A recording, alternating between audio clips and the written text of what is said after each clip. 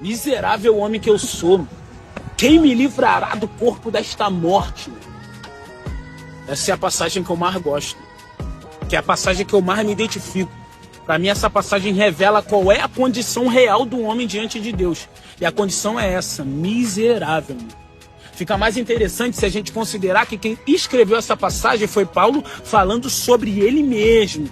Isso naturalmente já contrasta com esse evangelho onde as pessoas querem endeusar, querem ser endeusadas pelos dons que receberam da parte de Deus, sem saberem que por natureza são miseráveis.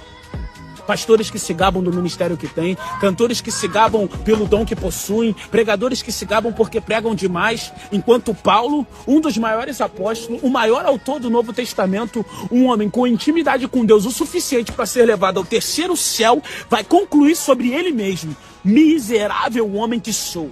É Paulo, mano, que vai escrever dizendo assim, ó: em mim, isto é, na minha carne, não habita bem algum.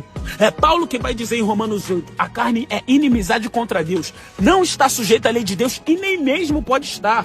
Ou seja, o que ele está dizendo é que por natureza eu não consigo fazer nada voluntariamente para Deus.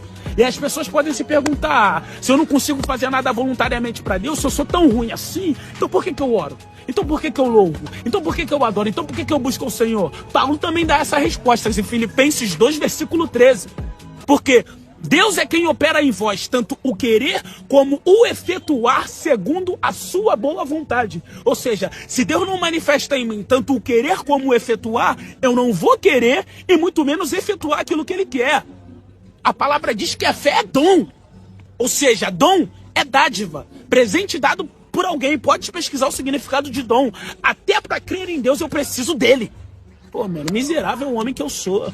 As pessoas acham que Jesus veio salvar pessoas mais ou menos ruins. Não, mano, Jesus veio salvar pessoas completamente ruins. Ser cristão não diz que eu sou melhor do que ninguém, não. Na verdade, só prova a minha miséria, mano. Só quem tá perdido é que procura salvação. Só quem tá em perigo é que procura por ajuda. Só quem tá doente é que procura um médico, mano. Aquele que não reconhece a sua miséria também não reconhece Cristo, mano. Até um bebê, mano, a gente precisa ensinar a fazer o certo, porque ele naturalmente faz o errado. Essa é a natureza do homem. Ninguém ensina o bebê a meter a mão no vaso, ele vai por natureza. Ninguém ensina o bebê a comer pedra, ele come por natureza. Ninguém ensina o bebê a meter a mão na tomada, ele vai por natureza. Não pode, não faz. Miserável, mano, o homem que nós somos. Quem nos livrará do corpo desta morte? Mas graças a Deus, é assim que Paulo termina.